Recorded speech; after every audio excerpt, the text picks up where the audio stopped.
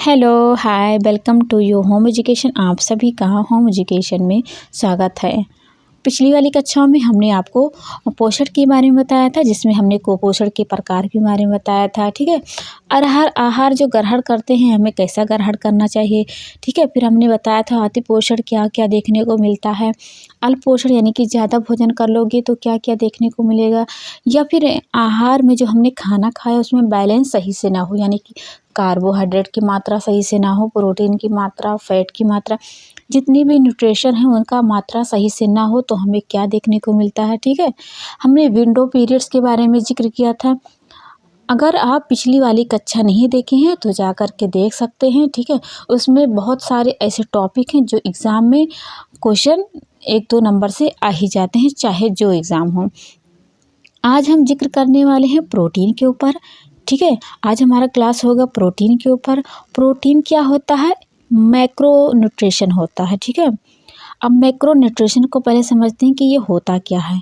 देखो, पोषक तत्व जो होते हैं, पोषक तत्व किसे कहते हैं? जिसमें कार्बोहाइड्रेट हो। ठीक है, मतलब जिसमें जितना सारे न्यूट्रिशन है, जैसे कार्बोहाइड्रेट, प्रोटीन, फैट, मिनरल, खनिज लवण, जितना 5-6 तत्व हैं उनका एकजुट करके क्या बन जाता है? पोषक तत्व कहलाता है। ठीक है, इन पांचों को मिला करके जो बनता है रूप, उसको पोषक तत्व कहते हैं। उसी पोषक तत्व को 2 भागों में विभाजित किया गया है।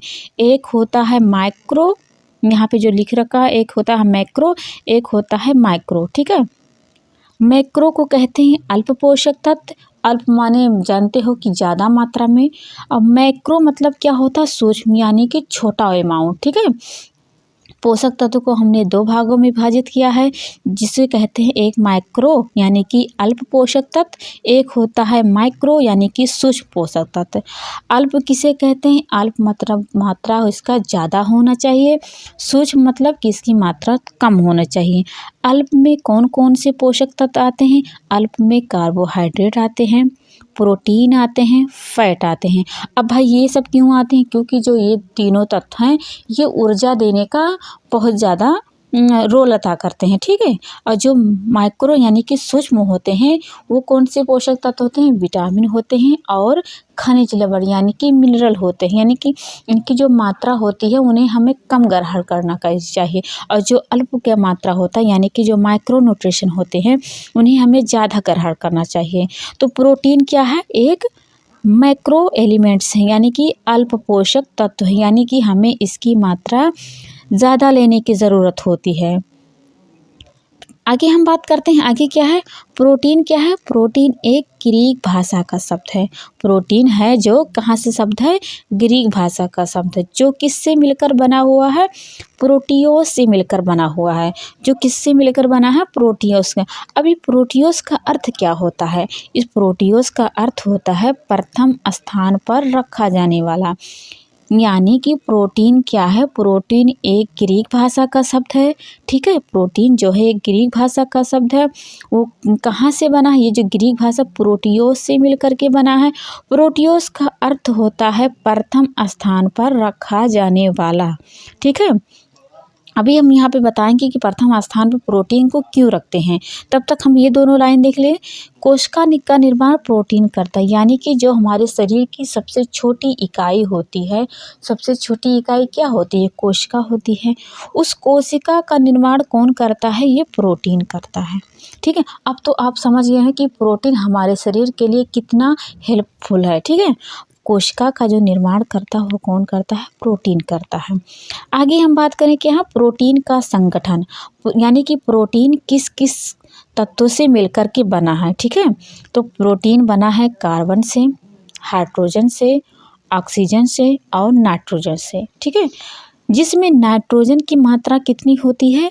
16% होती है। ठीक है, यहाँ पे जो डेट लिखा है 18, 13, 20, इसको भी याद किए रहना, क्योंकि अदर एग्ज़ामों में भी अलग अलग यहाँ पे आ गया। यानी कि आयोग ने 18 भी माना है, 13 से 20 भी माना है।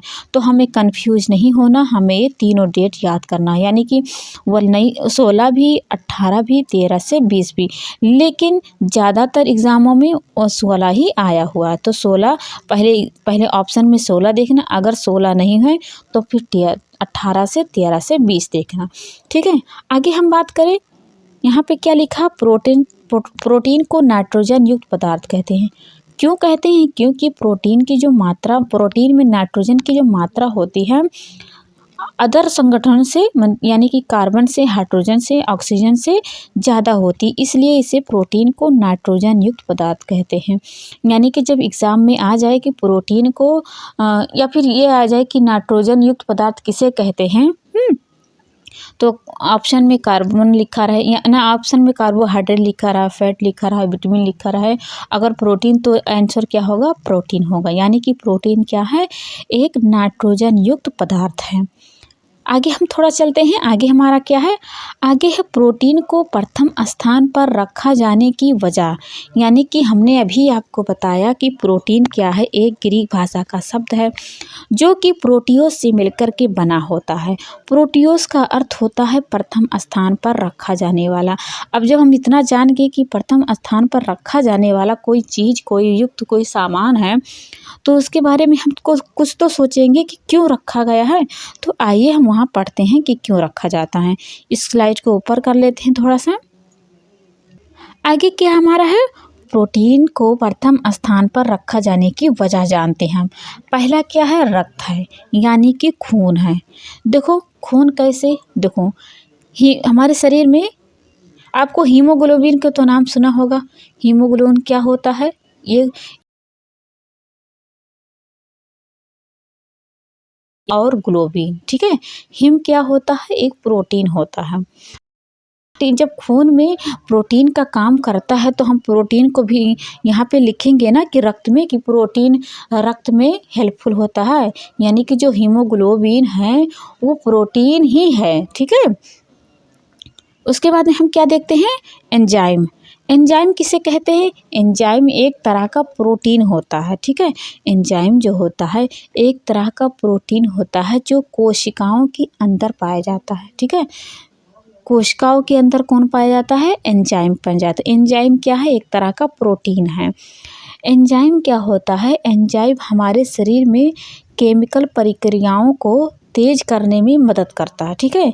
जो हमारे शरीर के अंदर जो केमिकल की प्रक्रिया होती है वो एंजाइम मतलब तेज करता है, ठीक है। एंजाइम जो भोजन को हम पचाते हैं उसमें सहायक होता है, ठीक है। और जो शरीर में हमारी जो विषाक्तता उत्पन्न होती है उस पदार्थ को ख़त्म करने में भी एंजाइम का काम करता है, ठीक है। एंजाइम के बहुत अदर से भी वो काम है, ठीक है। आई होप आपको एंजाइम समझ में आ गया होगा कि एंजाइम क्या होता है। एंजाइम एक प्रोटीन होता है जो कहाँ पाया जाता है, कोशिकाओं के अंदर पाया जाता है। आगे हम बात करें क्या है, एंटीजन। एंटीजन क्या होता है, देखो एंटीजन क्या होता है, एंटीजन एक बाहरी पदार्थ है, ठीक है। एंटीजन जो है एक बाहरी पदार्थ है जो आपके शरीर में प्रवेश करता है ना, क्या होता है, इसमें जो बैक्टीरिया, वायरस, कवक होता है या फिर जहर होता है, ठीक है, और अन्य विभिन्न जो भी होते हैं विषाक्त पदार्थ शामिल होते हैं, ठीक है। एंटीजन एक बाहरी पदार्थ है जो आपके शरीर में प्रवेश करता है। वो शरीर में क्या प्रवेश करता है, जैसे कि बैक्टीरिया हो गया, ठीक है, बैक्टीरिया हो गया, वायरस हो गया, कवक हो गया, और जैसे कि जहर, विषाक्तता वाले पदार्थ जो होते हैं यही क्या होते हैं, प्रवेश करते हैं हमारे शरीर में। तो ये क्या करता है, एंटीजन जो होता है ना, जो प्रवेश किया है ना, उसको लड़ने में मदद करता है, ठीक है, लड़ने में। यानी कि एंटीबॉडीज क्या होता है, एंटीबॉडीज एक प्रोटीन है जो हमारे शरीर में अंदर से जो केमिकल, जो भी पदार्थ, वेस्ट पदार्थ गया है ना, उनको लड़ने में मदद करता है। और हार्मोन्स क्या होते हैं, हमारे शरीर को बैलेंस बनाते हैं, ठीक है। आगे हम बात करें, उसके बाद क्या है, हमारा शरीर क्या होता है, हमारा शरीर लगभग कितने प्रतिशत भाग प्रोटीन से बना हुआ है, 15%, यानी कि हमारा जो शरीर है ना उसमें अगर 100 में से 15 अगर निकालो तो किसका बनेगा, प्रोटीन का बना रहेगा। ठीक है, आगे हम बात करें क्या है, हमारे प्रोटीन हमारे शरीर में संचित नहीं होता है, इसलिए हमें प्रतिदिन प्रोटीन में युक्त पदार्थ शामिल किया जाना चाहिए। इसका मतलब ये है कि प्रोटीन क्या है, हमने अभी बताया मैक्रो एलिमेंट्स है। ठीक है, मैक्रो यानी कि ज़्यादा ज़रूरत होती है। अब इसको ज़्यादा ज़रूरत होती है, इसके पीछे एक वजह भी है, यानी कि प्रोटीन जब हम खाते हैं ना तो हमें रोज़ खाना चाहिए। ये नहीं कि आज खाए हैं तो 1-2 महीना नहीं खाना चाहिए। इसको रोज़ प्रतिदिन खाने में इस्तेमाल करना चाहिए, खाने में यूज लेना चाहिए। देखो कार्बोहाइड्रेट को क्यों नहीं कहा जाता है कि रोज़ नहीं, क्योंकि कार्बोहाइड्रेट जब आप खाते हो ना तो आपके शरीर में यानी कि आपके यकृत में जाकर के स्टोर होता है, यानी कि आपके जो यकृत है अंदर का हिस्सा यकृत है या फिर मांसपेशियाँ उसमें जाकर के ग्लूकोज ग्लाइकोजन के रूप में बनने लगता है, यानी कि इकट्ठा होने लगता है, जिससे हम मोटे दिखने लगते हैं।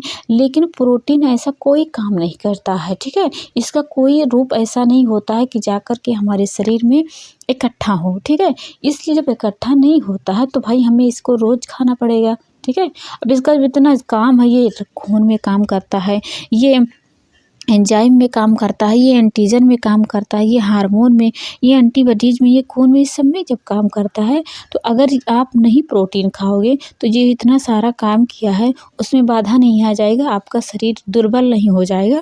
इसलिए हमें प्रोटीन को रोज़ खाने में लेना चाहिए। आगे हम बात करें, आगे क्या है, आगे हम जूम करके देखते हैं। आगे है प्रोटीन को टूटने की प्रक्रिया। यहाँ पे हम लिख लें, यानी कि जब प्रोटीन, जैसे आप कार्बोहाइड्रेट खाते हो, अब कार्बोहाइड्रेट का एग्जांपल लेते हैं, जब आप खाते हैं तो उसका सरलता रूप क्या होता है, ग्लूकोज होता है। ठीक है, ग्लूकोज होता है। ऐसे ही प्रोटीन का भी जब टूटता, प्रोटीन क्या है, एक जटिल रूप है। ठीक है, कोई भी पदार्थ खाते हो तो उसका पहले फॉर्म वो जटिल से अपने सरल फॉर्म में आता है, तब हमारे शरीर में अवशोषण होता है। ठीक है, तो प्रोटीन का क्या होता है, पहले वो टूटता है, पहले वो जटिल प्रक्रिया होता है, फिर वो टूटता है। ठीक है, और टूटता किससे है, टूटने की प्रक्रिया किसे कहते हैं, उसको कहते हैं जल अपघटन या हाइड्रोलिसिस प्रक्रिया। ठीक है, जब प्रोटीन टूटता है, यानी कि किस में टूटता है, हाइड्रोलिसिस प्रोसेस में, यानी हिंदी में जिसे कहें जल अपघटन की क्रिया। जब ये जल अपघटन की क्रिया जब प्रोटीन पर पड़ती है तो वो किस रूप में बदलता है, अमीनो एसिड में। यानी प्रोटीन का सरलता रूप क्या होता है, अमीनो एसिड में होता है। अमीनो एसिड यानी कि जब प्रोटीन जब टूटता है तो उस पर कौन सी प्रक्रिया होती है, जल अपघटन की प्रक्रिया होती है। ठीक है, आई होप आपको जल अपघटन की अब समझ में आ गया होगा। अब हम आगे चलते हैं। फिर क्या है, अभी हमने बताया कि प्रोटीन अपने सरल फॉर्म में टूटता है तो कौन सा रूप क्या बन जाता है, अमीनो एसिड। ठीक है, जो किस पे टूटता है, यानी कि जल अपघटन की जब प्रक्रिया उस पर पड़ती है तब वो अमीनो एसिड में टूटता है। तो अमीनो एसिड किससे जुड़े होता है, अमीनो एसिड वो किससे जुड़ा होता है, पेप्टाइड बॉन्ड से। अब पेप्टाइड बॉन्ड को एक और नाम से जाना जाता है जिसे कहते हैं पेप्टाइड लीकेज। यानी कि अगर अमीनो एसिड किस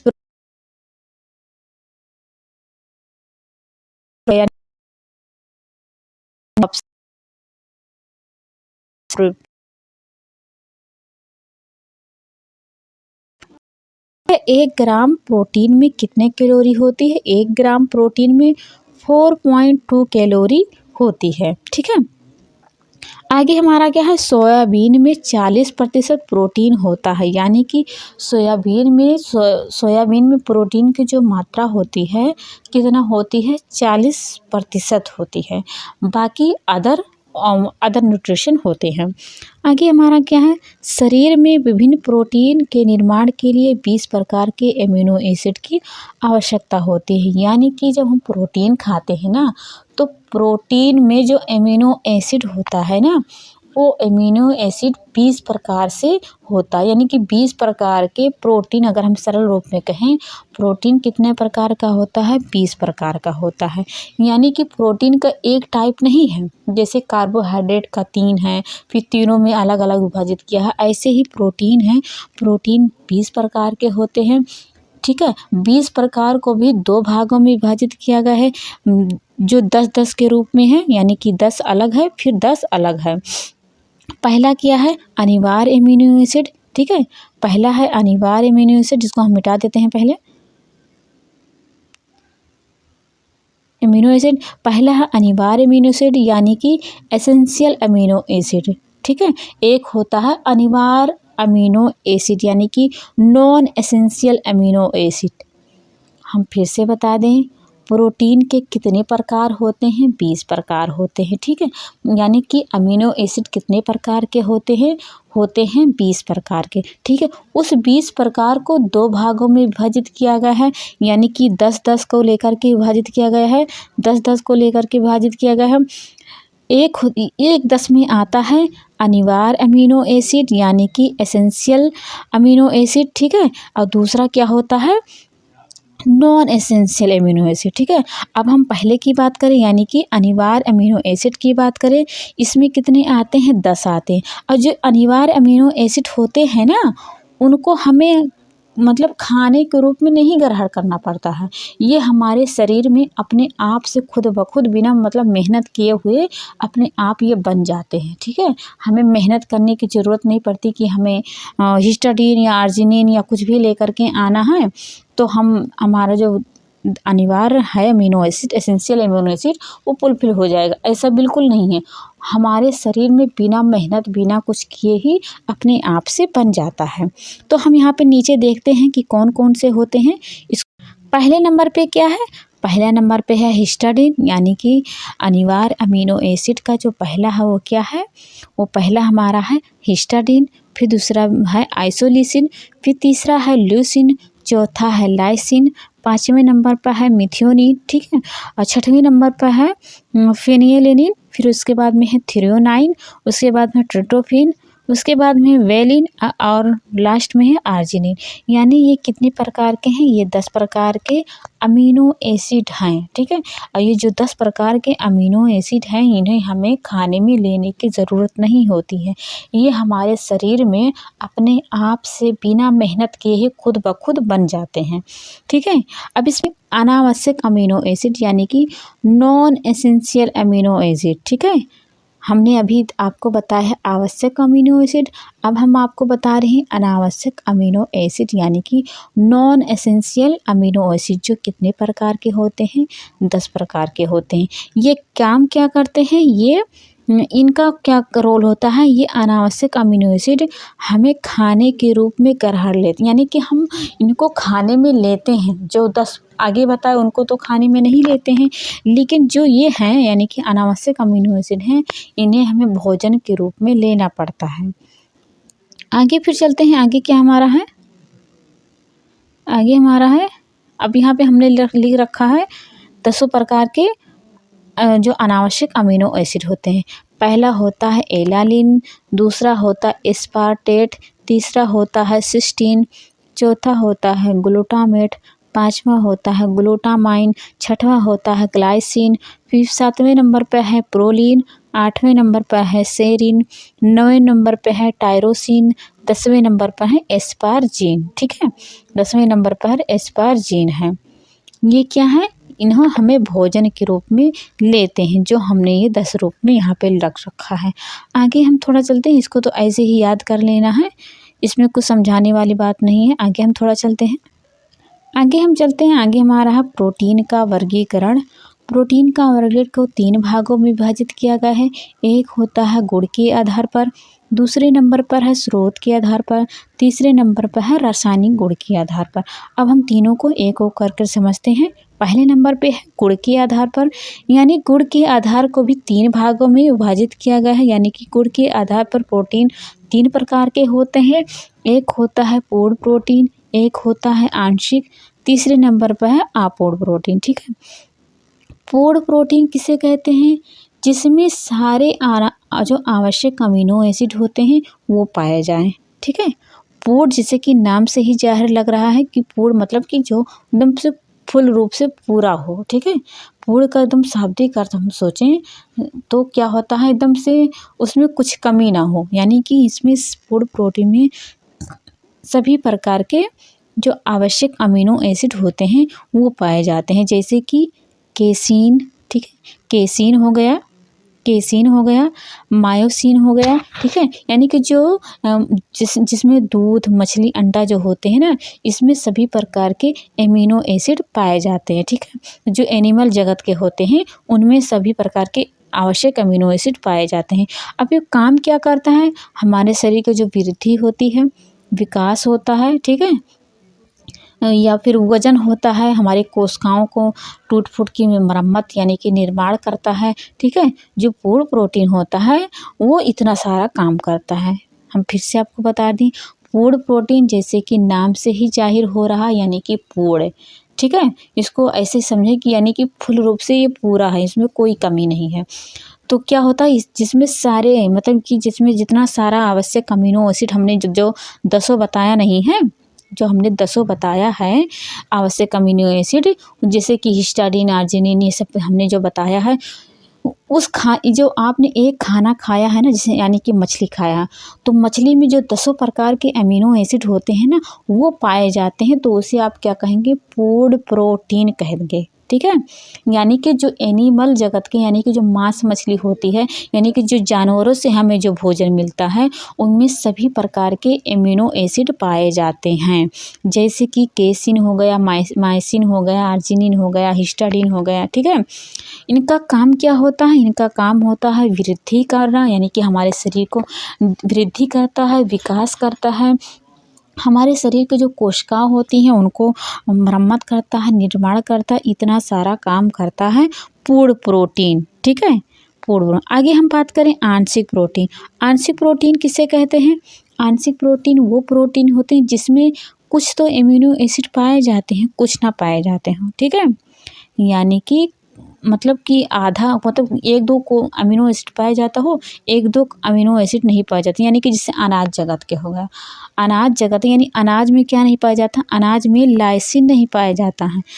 लाइसिन जो होता है ना अनाज में नहीं पाया जाता, लेकिन हाँ दाल में लाइसिन पाया जाता है। ठीक है। दाल में लाइसिन पाया जाता है, लेकिन अनाज में लाइसिन नहीं पाया जाता है। तो आंशिक प्रोटीन किसे कहते हैं, आंशिक प्रोटीन वो प्रोटीन होते हैं जिसमें कुछ एमिनो एसिड पाए जाते हैं और कुछ एमिनो एसिड नहीं पाए जाते हैं, तो उन्हें आप क्या कहेंगे, आंशिक प्रोटीन। ठीक है। आगे हम बात करें क्या कहा है, अपूर्ण प्रोटीन। तीसरे नंबर पे क्या है, अपूर्ण प्रोटीन। अपूर्ण प्रोटीन किसे कहेंगे, अपूर्ण प्रोटीन वो प्रोटीन होते हैं यानी कि कोई भी प्रोटीन ना पाया जाता है। ठीक है। इसमें कोई भी प्रोटीन अर्थात मतलब एक भी अमीनो एसिड नहीं पाया जाता है, जैसे कि फल जगत को जो होते हैं, फल जगत में एक भी अमीनो एसिड नहीं पाया जाता है। जैसे एग्जांपल ले लिया जाए, फलों में तो क्या नहीं पाया जाता है, जेलेटिन नहीं पाया जाता है, यानी जेलेटिन में एक भी एमिनो एसिड नहीं पाया जाता। जैसे कि मक्का में क्या नहीं पाया जाता है, एक भी एमिनो एसिड नहीं पाया, यानी कि मक्के में कौन सा प्रोटीन होता है, मक्के में होता है जीन प्रोटीन होता है। मक्के में क्या होता है, जीन प्रोटीन होता है, और जीन प्रोटीन में एक भी अमीनो एसिड नहीं पाया जाता है। आई होप आपको हमारी बातें समझ में आ रही हैं। यानी कि पूर्ण में क्या होता है, पूर्ण में सारे अमीनो एसिड पाए जाते हैं, आंशिक में क्या होता है, कुछ तो पाए जाते हैं, कुछ तो नहीं पाए जाते हैं। अपूर्ण में क्या होता है, अपूर्ण में होता है कि कुछ भी नहीं पाया जाता है। ठीक है। कुछ भी मतलब कि कुछ भी नहीं पाया जाता है, लेकिन ऐसा नहीं है कि इस तीनों का जो रोल है अलग अलग है। ठीक है। अब इसमें नहीं, अपूर्ण प्रोटीन में नहीं पाया जाता, तो ऐसा नहीं कि हम इसको खाएंगे नहीं, हम इसको खाएंगे। ठीक है। आंशिक को भी खाएंगे। ठीक है। प्रोटीन का अगर एग्जाम्पल देखें तो क्या होता है, मांस मछली होता है। ठीक है। आंशिक में अगर हम एग्जाम्पल दें तो क्या होता है, अनाज जगत के होता है, अनाज जगत में कुछ प्रोटीन पाए जाते हैं, कुछ नहीं। अपूर्ण प्रोटीन का एग्जाम्पल देखें तो जैसे फल हो गया, फल में, ठीक है, फलों में क्या होता है, एक भी अमीनो एसिड नहीं पाया जाता है। आगे हम चलते हैं, आगे हमारा क्या है, इसको मिटा दें हम थोड़ा। आगे हमारा है स्रोत के आधार पर। ठीक है। स्रोत के आधार पर कितने प्रकार के होते हैं, 2 प्रकार के होते हैं। एक होता है पशु प्राणी, एक होता है वनस्पति। ठीक है। पशु प्राणी वो प्रोटीन आते हैं जिसमें जो पूर्ण प्रोटीन होता है ना, जो पूर्ण प्रोटीन होता है उसको कीमत रखने, उसमें किस में रखेंगे, एक मिनट इसको मिटा दें। पशु वाला जो है ना ये पूर्ण प्रोटीन होता है। या क्यों पूर्ण प्रोटीन होता है, क्योंकि इसमें सभी प्रकार के एमिनो एसिड पाए, यानी कि जो पशु वाला प्रोटीन होता है वो गुड न्यूट्रिशन वाला हो, यानी कि गुड होता है, यानी कि क्लास 1 का प्रोटीन होता है। ये तो एग्जाम में कई बार आ चुका है कि क्लास 1 का प्रोटीन किसे कहेंगे, तो जो पशु वाला होता है, यानी कि जो एनिमल जगत का प्रोटीन होता है ना, यानी कि जैसे मांस मछली अगर खाओगे, अंडा दूध दही, तो क्या होगा आपको जितना आपने खाया नहीं है, यानी कि आपने 100 कोई चीज़ अगर 100 खाया तो आपको 100% प्रोटीन प्राप्त होगा। लेकिन अगर वनस्पति, यानी कि आप वनस्पति वाली चीज़ जो खाओगे ना, अनाज वाला जो खाओगे, तो अगर आप 100 खाए हैं ना तो 100 में के आपको 60 से 75 यानी कि 60 से 65 प्रोटीन प्राप्त होगा। ठीक है, तो हमने क्या बताया, पशु में क्या होता है, पशु वाला वो आता है, पशु वाला वो आता है, इसको मिटा दें एक बार हम। पशु वाला क्या होता है, पशु में सभी प्रकार के एमिनो एसिड पाए जाते हैं, यानी कि जो पूर्ण प्रोटीन होते हैं, पूर्ण प्रोटीन होते हैं वो पशु में आते हैं। इनको क्लास 1 का प्रोटीन कहते हैं। ठीक है, इनको गुड न्यूट्रिशन कहते हैं, पशु प्राणी को गुड न्यूट्रिशन कहते हैं। ठीक है, ये गुड होता है यानी कि अच्छा होता। वनस्पति वाला क्या होता है, इनमें सभी अमीनो एसिड नहीं पाए जाते, यानी कि जो आंशिक प्रोटीन होता है ना, जो आंशिक प्रोटीन हमने बताया कि यानी कि आंशिक में हमने क्या बताया था कि जो कुछ तो पाए जाते हैं, कुछ नहीं पाए जाते हैं। तो इसका एग्जाम्पल अगर वनस्पति में पूछा जाए कि पूर्ण प्रोटीन है कि आंशिक की आपूर्ति, तो आप क्या मारोगे, आप टिक मारोगे आंशिक प्रोटीन, यानी कि कुछ प्रोटीन पाए जाते हैं, कुछ प्रोटीन नहीं पाए जाते हैं। इसे आप क्या कहेंगे, टाइप ऑफ 2, यानी कि क्लास 2 का प्रोटीन कहेंगे। ये नॉट गुड होता है, ये इतना अच्छा नहीं होता है। ठीक है, आगे हम थोड़ा चलते हैं। आगे हमारा क्या है, आई होप आपको ये समझ में आ गया होगा कि पशु वाला किस में एग्जाम्पल होगा, पूर्ण प्रोटीन, और वनस्पति वाला क्या होगा, आंशिक होगा। पशु को क्लास 1 का कहते हैं, क्लास 1। ठीक है, ये गुड होता है, और वनस्पतियों को क्लास 2 यानी कि नॉट गुड होता है। आगे हम थोड़ा चलते हैं। आगे हमारा क्या है, रासायनिक गुण के आधार पर। रासायनिक गुण को आधार पर समझने के पहले इसको हम स्लाइड को ऊपर कर लेते हैं। आगे हमारा क्या है, रासायनिक गुण के आधार पे हमने 3 भागों में यहाँ लिख रखा है। एक होता है सरल प्रोटीन, एक होता है संयुग्मी, एक होता है व्युत्पन्न यानी कि उत्पन्न प्रोटीन। सरल प्रोटीन क्या होता है, जब प्रोटीन की अभिक्रिया हो, यानी कि जब प्रोटीन टूटे, यानी कि जब उस पर जल अपघटन यानी कि हाइड्रोलिसिस की जब क्रिया हो ना, तो अमीनो एसिड में टूटे। ठीक है, यानी कि सरल, जैसे कि नाम से जाहिर हो रहा है कि मतलब बिल्कुल आसान, मतलब कि कुछ उस पर झाल मोल ना हो, यानी कि इजी फॉर्म में। ठीक है, सरल प्रोटीन वो प्रोटीन होता है यानी कि जब उस पर प्रोटीन जो आपने खाया है उस पर जब हाइड्रोलिसिस प्रक्रिया हो, यानी कि जब जल अपघटन की क्रिया हो, तो जो अमीनो एसिड नहीं होता वो अमीनो एसिड में ही टूटे, कोई नया रूप ना ले, तो उसे आप क्या कहेंगे, सरल प्रोटीन। जैसे एग्जाम्पल में ले, अंडे का जो एल्बुमिन होता है, गेहूं का ग्लूटामिन्स होता है, दालों का प्रोलिमिन्स होता है, या फिर बालों का फाइब्रस प्रोटीन होता है। ये सब क्या होता है, जब ये टूटते हैं तो किस में टूटते हैं, अमीनो एसिड में टूटते हैं। ठीक है, ठीक है, यहाँ एक संयुक्त प्रोटीन, जैसे कि यानी कि कुछ और आकर के मिल जाना, यानी कि जब ना, जब जल अपघटन, जब तो प्रोटीन पे जब जल अपघटन की क्रिया होगी, यानी कि हाइड्रोलिसिस की जब क्रिया होगी, तो वो किस में टूटेगा, एक प्रोटीन में टूटेगा। ठीक है, एक अमीनो एसिड रहेगा, एक अलग से आकर के जॉइंट हो जाएगा। ठीक है, तो जब जॉइंट हो जाएगा तो वो एक नया रूप बन जाएगा, यानी कि हीमोग्लोबिन जो होता है, हिम माने हमने आपको बताया था पीछे कि हिम माने क्या होता है, हिम माने क्या होता है, आयरन होता है। ग्लोबिन क्या है, एक प्रोटीन है। ठीक है, ऐसे ही आपको ले जाए जैसे लाइपोप्रोटीन, प्रोटीन ग्लाइपो यानी कि लाइपो मतलब कि लिपिड हो गया, यानी कि वसा हो गया, प्रोटीन जो कि प्रोटीन ही है।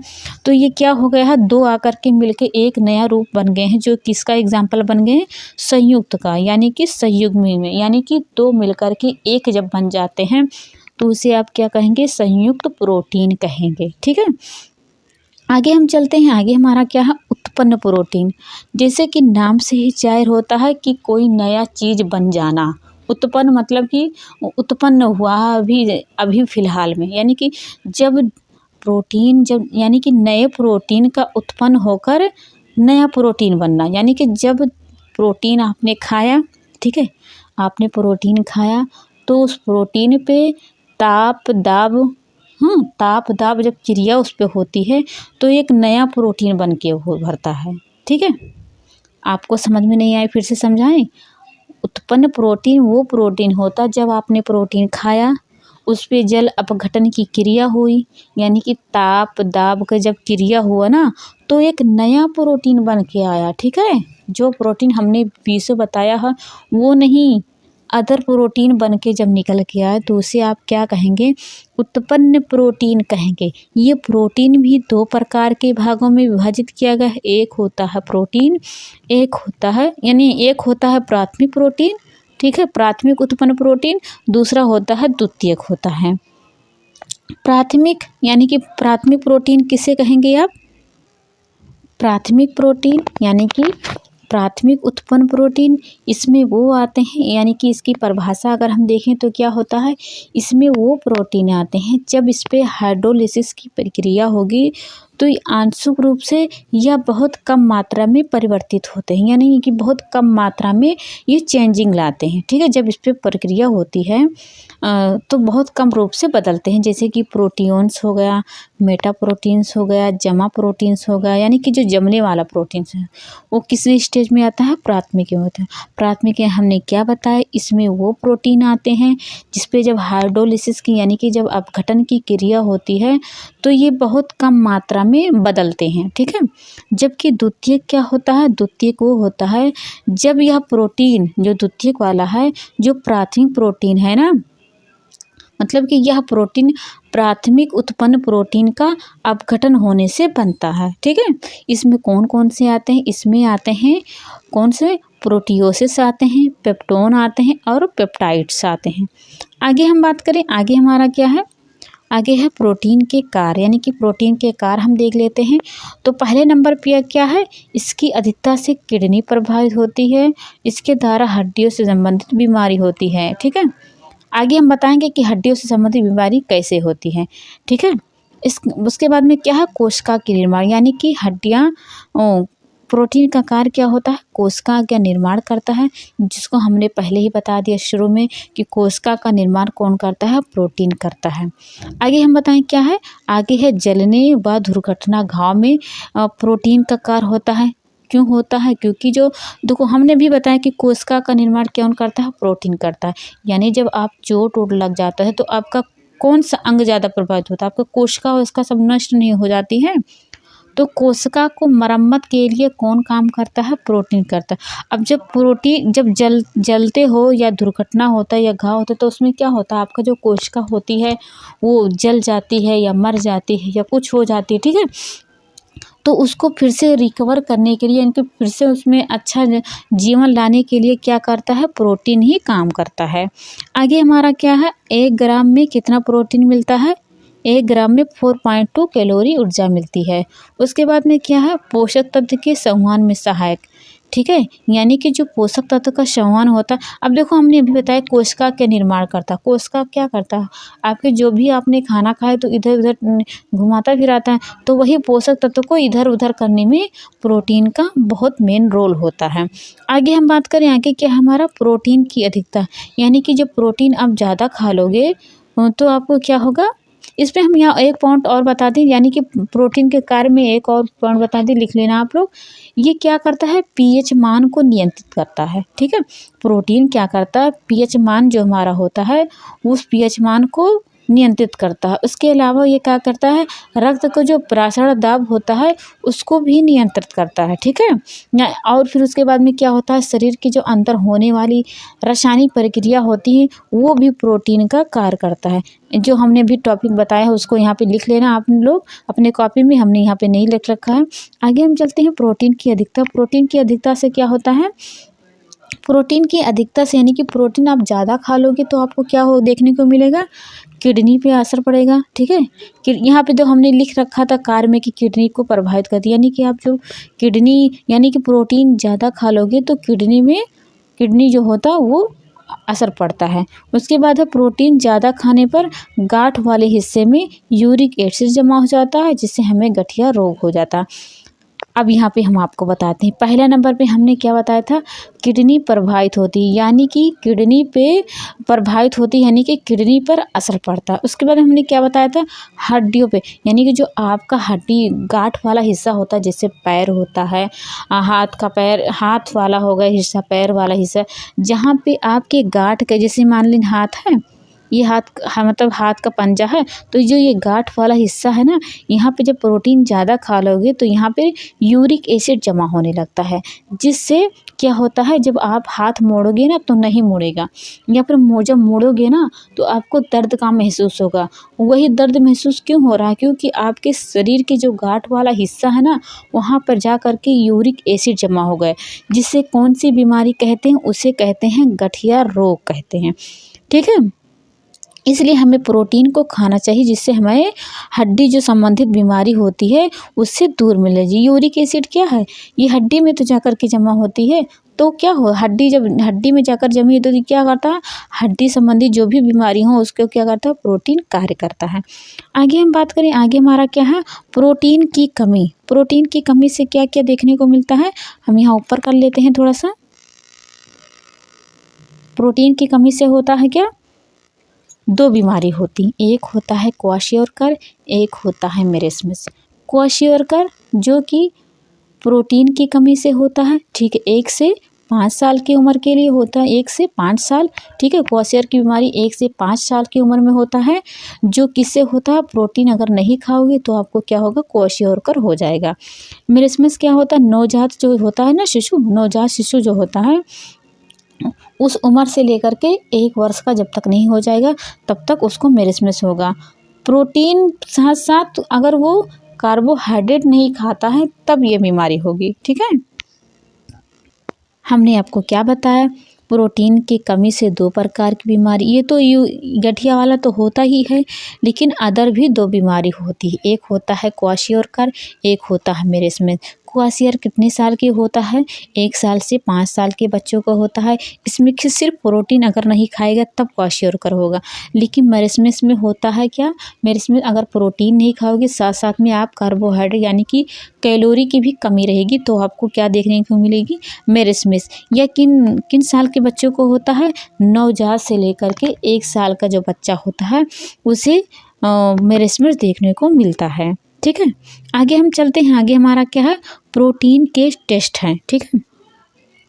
प्रोटीन के टेस्ट में पहला क्या है, जेंथोप्रोटिक टेस्ट होता है, एक होता है मिलेंस टेस्ट, एक होता है हॉपकिंस टेस्ट, फिर है बायोरेट टेस्ट, ठीक है, फिर है जेंथोप्रोटिक टेस्ट, उसके बाद है निनहाइड्रिन टेस्ट, ठीक है।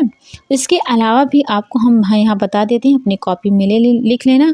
एक होता है माइक्रोजल्डाल, ठीक है, एक होता है माइक्रोजल्डाल, एक होता है मैक्रोजल्डाल, एक होता है माइक्रो, एक होता है मैक्रोजल्डाल, ठीक है। यहाँ कितने बताए हमने, 1 2 3 4 5 6, उसका बाद में 7वां नंबर पे है, ये 8वें नंबर पे है।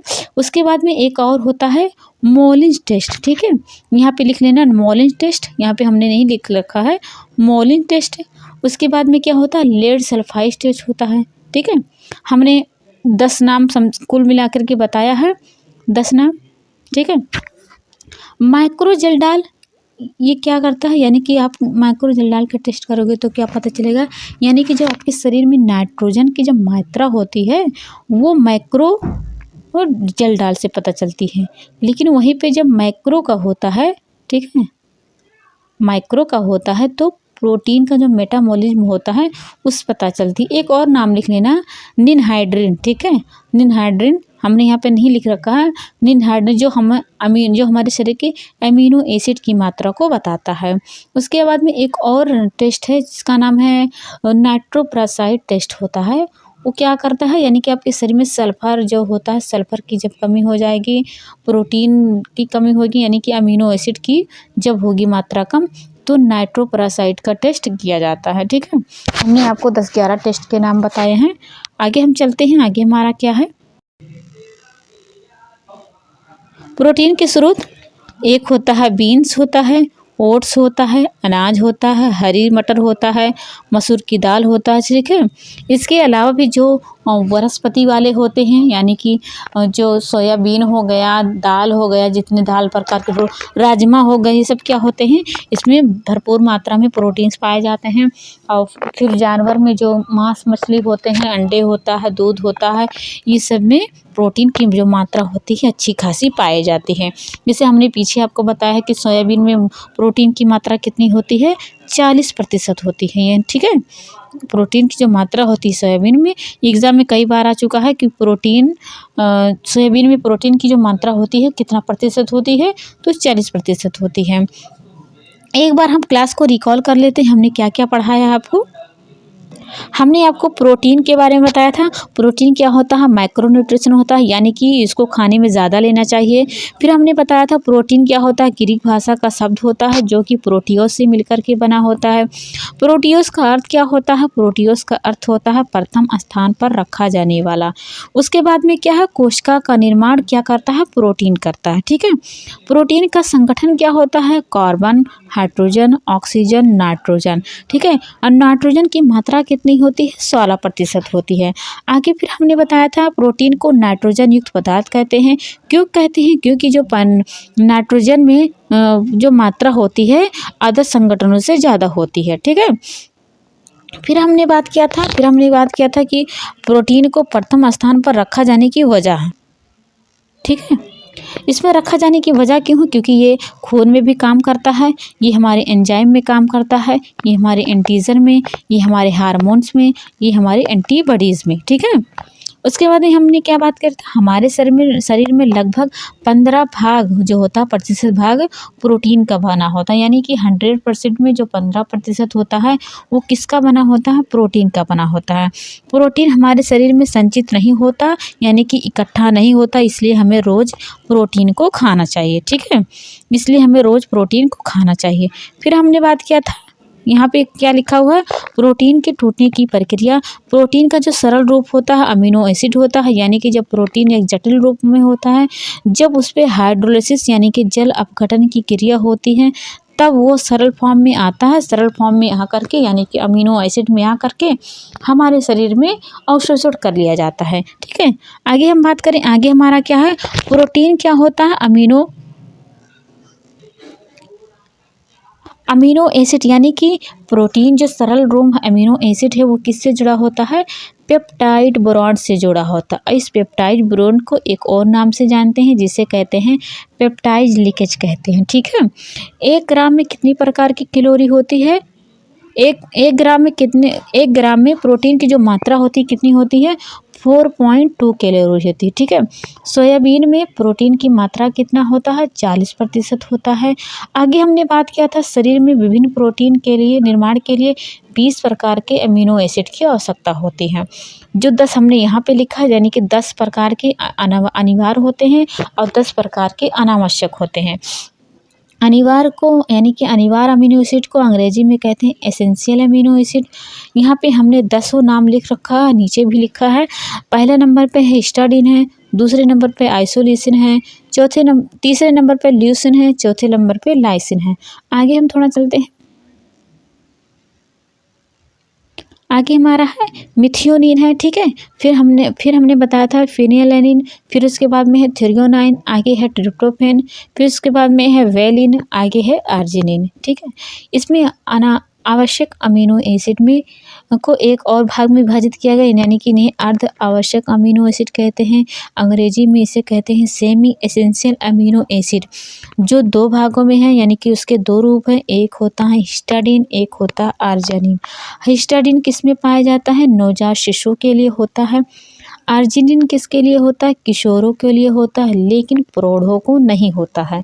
ठीक है, हैं दाल में मेथियोनिन नहीं पाया जाता है, थ्रियोनाइन नहीं पाया जाता है, ट्रिप्टोफैन नहीं पाया जाता। फिर आगे हम थोड़ा चलते हैं। आगे हमने क्या बात की थी? आगे हम बात करते हैं अनावश्यक अमीनो एसिड, यानी कि नॉन एसेंशियल अमीनो एसिड। ये 10 प्रकार के होते हैं।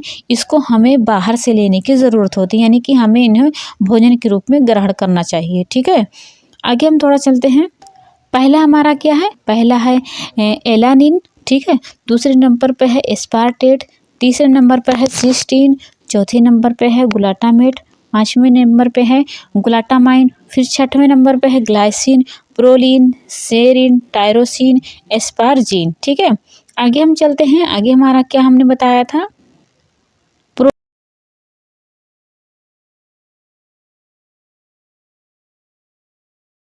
आधार पर एक होता है रासायनिक गुण के आधार पर। ठीक है, गुण के आधार पर 3 प्रकार के होते हैं, पूर्ण प्रोटीन, आंशिक प्रोटीन, अपूर्ण प्रोटीन। पूर्ण प्रोटीन वो प्रोटीन होते हैं जिसमें सभी प्रकार के एमिनो एसिड पाए जाते हैं। ठीक है, आंशिक प्रोटीन वो प्रोटीन हो जिसमें कुछ एमिनो एसिड पाए जाते हैं, कुछ नहीं पाए जाते हैं। अपूर्ण प्रोटीन वो प्रोटीन जिसमें एक भी अमीनो एसिड नहीं पाया जाता, जैसे मक्के का जीन प्रोटीन। जीन प्रोटीन में एक भी अमीनो एसिड नहीं पाया जाता है। फिर हमने बात की थी स्रोत के आधार पर। स्रोत के आधार पर 2 प्रकार के होते हैं, एक होता पशु वाला होता है, एक होता वनस्पति होता। पशु वाला प्रोटीन होता है, इसमें सभी प्रकार के अमीनो एसिड पाए जाते हैं। ठीक है, वनस्पति वाला क्या होता है? इसमें एक भी अमीनो एसिड नहीं, इसमें अमीनो एसिड पाए जाते हैं, कुछ नहीं पाए जाते हैं। एग्जाम्पल के तौर पे जो पूर्ण प्रोटीन होता है वो पशु में आता है, वनस्पति वाला होता है जो आंशिक में आता है। और वनस्पति वाला जो प्रोटीन होता है उसे गुड प्रोटीन कहते हैं, यानी कि क्लास 1 का होता है। वनस्पति वाला प्रोटीन जो होता है क्लास 2 यानी कि नॉट गुड वाला होता है। ठीक है, फिर हमने बात की थी रासायनिक गुण के आधार पर। रासायनिक गुण के आधार पर भी कई भागों में विभाजित किया गया था। एक होता है सरल प्रोटीन। ठीक है, यानी कि जब टूटे, यानी कि जब प्रोटीन का जल अपघटन की क्रिया हो तो किस में टूटे? अपने एमिनो एसिड में, यानी अपनी सरल फॉर्म में टूटे। फिर हमने संयुग्मी बताया, यानी कि संयुक्त प्रोटीन में बताया था। इसमें बताया था कि जब जल अपघटन की प्रक्रिया हो, कोई प्रोटीन आपने खाए तो प्रोटीन में एक बने, एक अलग तत्व का कोई आकर के मिल जाए। ठीक है, उत्पन्न में हमने बताया था कि इसमें कोई नया प्रोटीन बन करके आए, यानी कि जब उस पर जल अपघटन की क्रिया हो, यानी कि दाब ताप का क्रिया जब हो तो एक नया प्रोटीन बन किया है, तो उसे आप क्या कहेंगे? उत्पन्न प्रोटीन कहेंगे।